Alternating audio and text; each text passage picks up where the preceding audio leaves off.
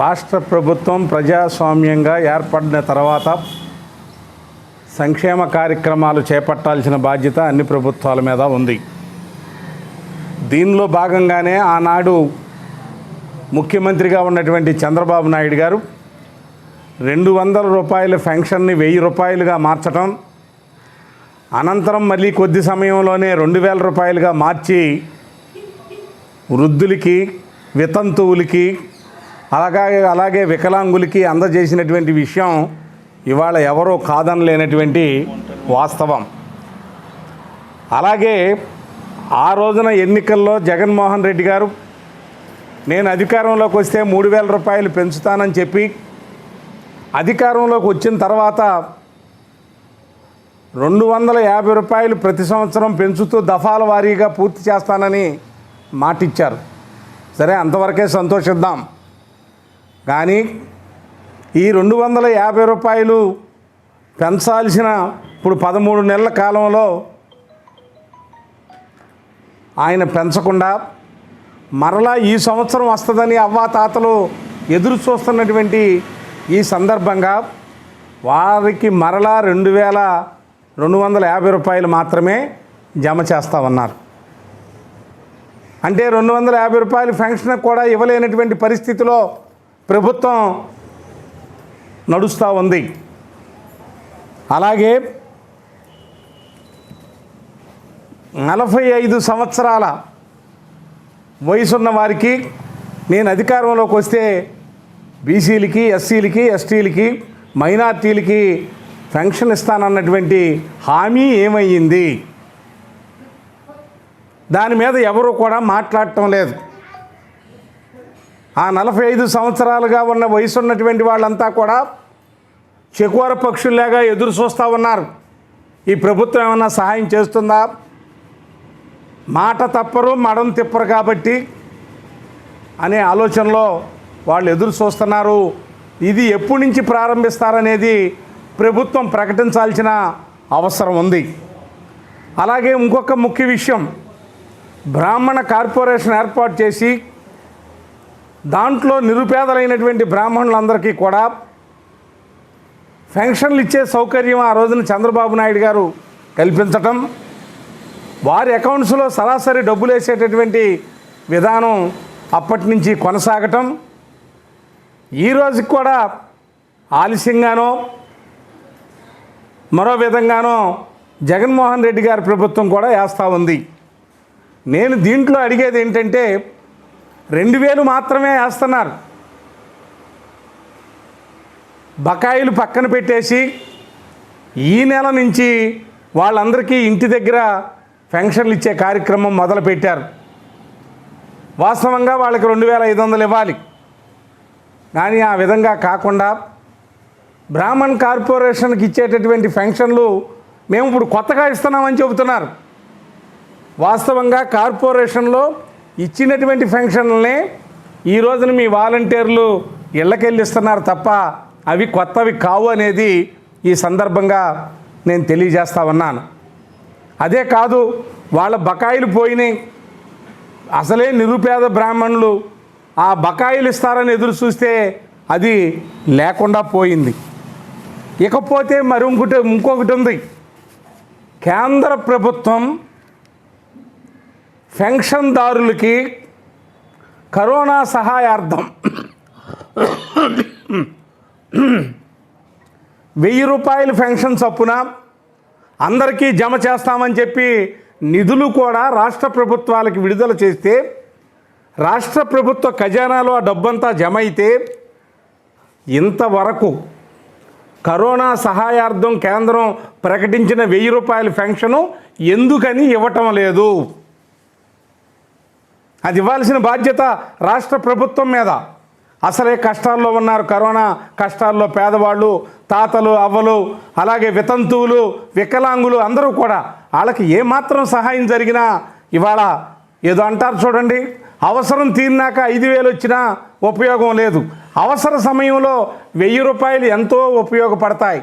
ప్రభుత్వం బాధ్యతాయుతంగా కేంద్ర ప్రభుత్వం రిలీజ్ చేసినటువంటి ఆ డబ్బుని కరోనా సహాయ పెన్షన్ కింద అందజేయాల్సినటువంటి బాధ్యత రాష్ట్ర ప్రభుత్వం మీద ఉంది. అలాగే ఈ రోజున 3 రాజధానులు ఏర్పాటు చేశారు. 3 రాజధానులు ఏర్పాటు చేసి బిల్లును ఆమోదించుకుని పైచాచిక ఆనందం పొందుతున్నారు. ఇవాళ మీరు సాధించింది ఏంటి? అమరావతి రాజధానిగా ఉన్నప్పుడే అక్కడ నయా పైసా మీరు ఖర్చు పెట్టలేదు. అలాగే ఇవాళ జీతాలు ఇచ్చే పరిస్థితిలో రాష్ట్రం లేదు. ఇవాళ 3 రాజధానులుగా విడగొట్టి అక్కడ అసెంబ్లీ, రాజ్భవన్, పరిపాలనకి సచివాలయాలు విశాఖపట్నంలో మీరు ఎప్పటికి ఏర్పాటు చేస్తారు? దానికి సంబంధించిన ఆర్థిక వనరులు మీ దగ్గర ఎయ్యి, మీ దగ్గర ప్రణాళిక ఏది? అలాగే కర్నూలులో న్యాయ విభాగాన్ని ఏర్పాటు చేస్తానంటున్నారు. సాక్షాత్తు ప్రధాని శంకుస్థాపన చేసిన అమరావతిని అణగతొక్కి సాక్షాత్తు సుప్రీంకోర్టు ప్రధాన న్యాయమూర్తి శంకుస్థాపన చేసిన హైకోర్టు భవనాన్ని పనులు ఆపేసి కర్నూలులో మీరు వెళ్ళి ఏమి సాధిస్తారు అని మేము ప్రశ్నిస్తూ ఉన్నాం. ఇవాళ మీరు ప్రాంతీయ తత్వాలు రెచ్చగొట్టడానికి ప్రధాన భూమిక మీ 3 రాజధానుల బిల్లు అనేటటువంటిది మీరు గమనించాల్సినటువంటి అవసరం ఉంది. ఇవాళ కర్నూలు వాళ్ళు కూడా అడుగుతున్నారు, అసలైన రాజధాని మాకివ్వండి, న్యాయపరమైనటువంటి రాజధాని మాకు అవసరంలా, దానివల్ల మా జిల్లాలకి ప్రయోజనం లేదు అని. ఇవాళ ఇక్కడ గమనించాల్సింది ప్రతి ఒక్కరూ ఒకటి ఉంది. ఆ రోజున 13 జిల్లాల్లో అటారు ఇటారు జిల్లాలు మధ్యలో రాజధాని అమరావతిగా ప్రకటించినప్పుడు ఆనాటి ముఖ్యమంత్రి నారా చంద్రబాబు నాయుడు గారు ఏ జిల్లాలో ఏ ఏ ప్రాముఖ్యతలతో కూడుకున్నటువంటి పరిశ్రమలు ఏర్పాటు చేస్తామో ప్రజలకి హామీ ఇచ్చారు, అసెంబ్లీలో చర్చించారు, ప్రకటించారు. వాటిని ఇవాళ విస్మరించి మీరు ఏం చేస్తారో, ఏం చేయబోతున్నారో ఎవరికి తెలియకుండా ప్రాంతీయ తత్వాలని రెచ్చగొట్టేటటువంటి ఈ విధానం చాలా దుర్మార్గమైనటువంటిది. ఇవాళ మేము ఒకటే ఆలోచిస్తూ ఉన్నాం. ఎందుకంటే ఈ రాష్ట్ర ప్రభుత్వం మిత్రపక్షాలు చెప్పినా ప్రతిపక్షాలు చెప్పినా ఎవరు చెప్పినా వినే పరిస్థితిలో లేదు. ఎవరు చెబితే వింటుంది? కోర్టు చెబితే వింటుంది. అందువల్లే మేము న్యాయస్థానాలని, రాజ్యాంగబద్ధంగా ఉన్నటువంటి నిబంధనల్ని మాత్రమే మేము విశ్వసిస్తాం. తద్వారా రాజధానిని కూడా అమరావతిలో అట్టిపెట్టేందుకు సర్వశక్తులు మేము వినియోగిస్తామని చెప్పి ఈ సందర్భంగా మేము తెలియజేస్తా ఉన్నాం. ఇవాళ గుడివాడ నుంచి కొడాలి నాని గారు ఆయన అంటాడు, చంద్రబాబు నాయుడు గారు శాసనసభ్యులందరూ రాజీనామా చేయండి, అక్కడ ఎన్నికలు పెడితే రాజధాని ఉండాలో పోవాలో నిర్ణయిస్తాడట. నేనేమంటానంటే ఎవరో అవసరంలా, నువ్వు బాగా మంచి మెజారిటీతో గెలిచావు కదా, నువ్వు రాజీనామా చేయి. గుడివాడలో పోటీ పెట్టుకుందాం, అన్ని పార్టీలు పోటీ చేస్తాయి. ఎవరికి అత్యధికంగా ఓట్లు వస్తే వాళ్ళు ఎమ్మెల్యే అవుతారు. వాళ్ళ నిర్ణయం రాజధాని ఎక్కడుండాలి అనే దానికి అనుసంధానంగా నిర్వహిద్దాం, అదే ప్రచారం చేద్దాం. ఆ విధంగా మీరు రెడీ అవ్వండి నాని గారు. ఎందుకు లేనిపోయిన దద్దమ్మ మాటలు మాట్లాడటం మంచిది కాదండి. మనం నోటికొచ్చినట్టల్లా చంద్రబాబు నాయుడు గారిని మీరు తిట్టినంత మాత్రాన పెద్దవాళ్ళు కాలేరు మంత్రి గారు. కాబట్టి ఆ విధానానికి స్వస్తి చెప్పండి. ఇవాళ ప్రతిదానికి ఒక విధానం ఉంది, ఆ విధానంలో మనం మాట్లాడుకుందాం. అంతేగాని నోరు పారేసుకున్నంత మాత్రాన జరిగేది ఒరిగేది ఏమీ లేదని చెప్పి సందర్భంగా తెలియజేస్తా ఉన్నాను. 1వ తారీఖు నాడు మచిలీపట్నం మున్సిపాలిటీ ఏరియాలో పింఛన్లు ఇవ్వటానికి అందరినీ మీ యొక్క వాలంటీర్ల ద్వారా అందరి ఇళ్ళకి పంపడం జరిగింది. అప్పుడు ప్రతి ఇంటికాడ ప్రతి ముసలమ్మ కుంటి గుడ్డి కూడా మీరు ఈ నెల నుంచి 2500 ఇస్తారని ఆశగా మీ యొక్క కళ్ళ చూశారు. మళ్ళీ యథాప్రకారంగా మాట తప్పుతారుగా మడం తిప్పరుగా ఆ 2 తిరిగే వచ్చినాయి వాళ్ళ ఇళ్ళకి. ఏంటండి 2500 ఇస్తానన్నారుగా అని అడిగితే వెళ్ళిన వాలంటీర్లు తెల్ల ముఖం వేసి మాకు అయ్యే పంపారు, మేము అయ్యే ఇస్తున్నాం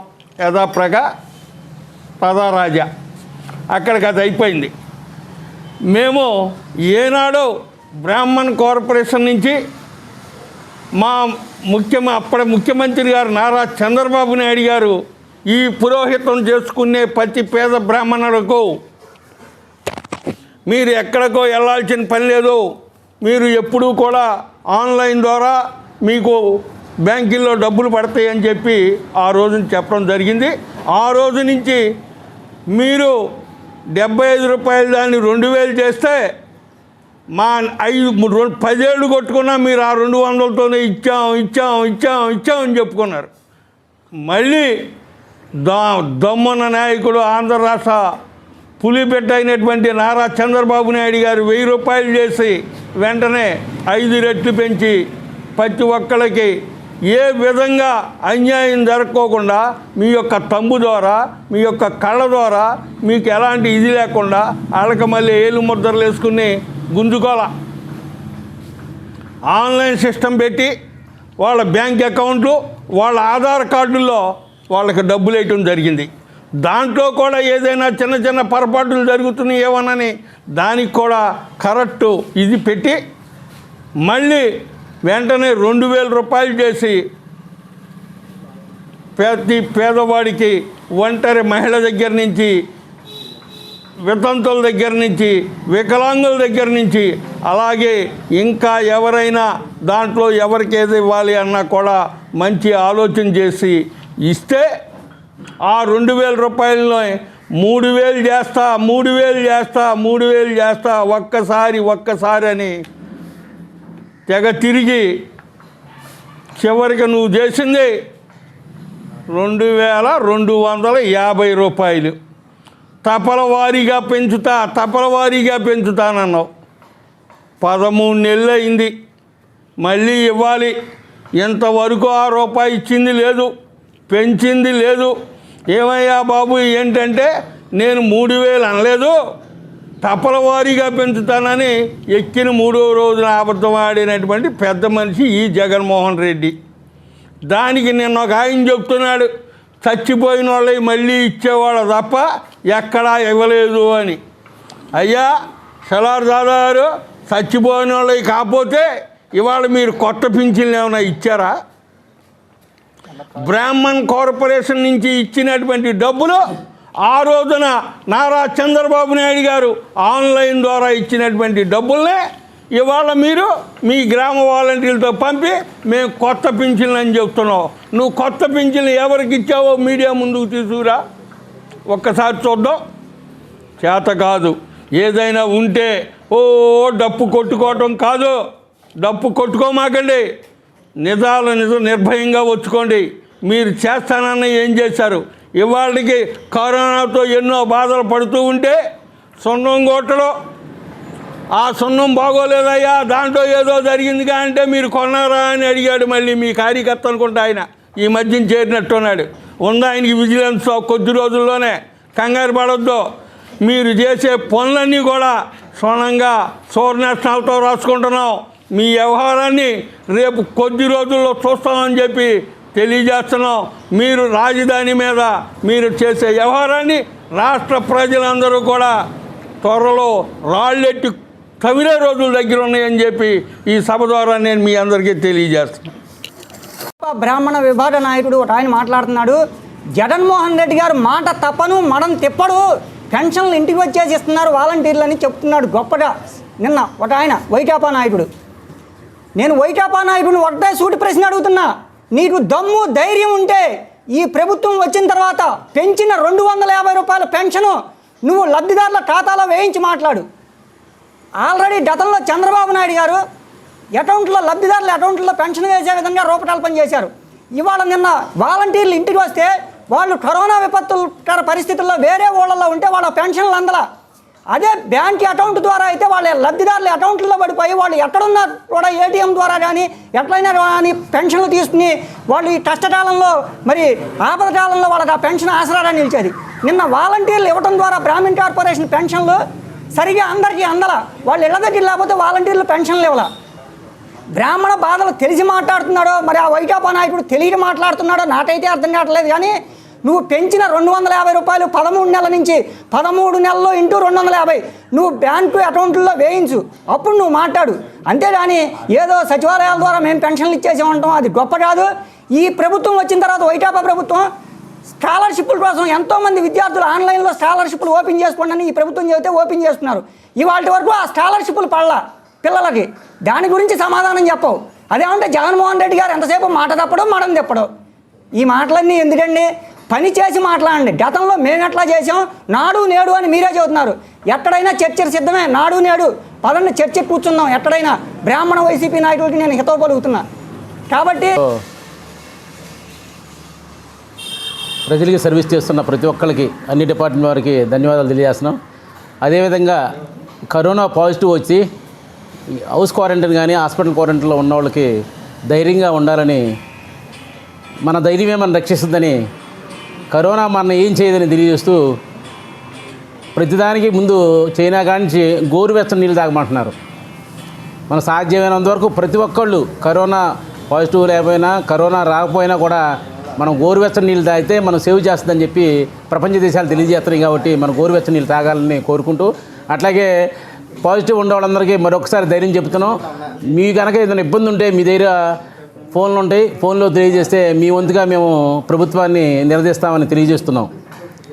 ఈ రోజున పెన్షను జగన్మోహన్ రెడ్డి గారు మొదలుగా నుంచి పెన్షన్ల మీద మడం తిప్పుతూనే ఉన్నారు. ఆ రోజున ఎలక్షన్లో నోటుకు వచ్చినట్టు 40 సంవత్సరానికి పెన్షన్ ఇస్తాం, మా ఆడబడుసులకి అది చేస్తాం ఇది చేస్తామని చెప్పి ఆ రోజున అది అయిపోగానే గెలిచిన తర్వాత 60 సంవత్సరాలు అన్నావు. అక్కడ తిప్పేసావు, పెద్ద మడం తిప్పేసావు. అలా మడం తిప్పే అన్నమాట మీకైతే అలా వాడకూడదు అనిపిస్తుంది. ఆ మాటని మీరు అన్ని మడం తిప్పుతూనే ఉన్నారు. పెన్షన్ని 3000 చేస్తా అన్నారు, మళ్ళీ దఫాల వారీగా చేస్తామన్నారు. దఫాల వారి కూడా చేయలేకపోతున్నారు. యాక్చువల్గా ఇప్పుడు 2500 ఇవ్వాలి, కింద నెల రేపు ఫస్ట్ నుంచి కంపల్సరీ మీరు 2500 ఇస్తున్నారు. ఈ కష్టకాలంలో పెన్షన్ హోల్డర్ 250 వస్తే దానికి ఉపయోగపడతాయని ఆస్తి ఎదురు చూస్తున్నారు. ఆ పని చేయలేకపోయారు. మీరు ఇవ్వలేరు, ఎందుకంటే మీ దగ్గర సంపద లేదు. మీరు సంపద సృష్టించలేరు. మీరు సంపద సృష్టి చేయగలరు ఒకటే, బ్రాంచీ షాపులను గంట పెంచి సంపద సృష్టిస్తారు. అంతకుమించి ఒక ఇండస్ట్రీ అవ్వడం కానీ, ఒక సాఫ్ట్వేర్ కంపెనీ తేవడం కానీ, లేదా ఇంకొక టెక్నికల్గా ఏదన్నా వృత్తిని కల్పించి కానీ సంపద సృష్టిని కానీ మీకు చేత రాదు.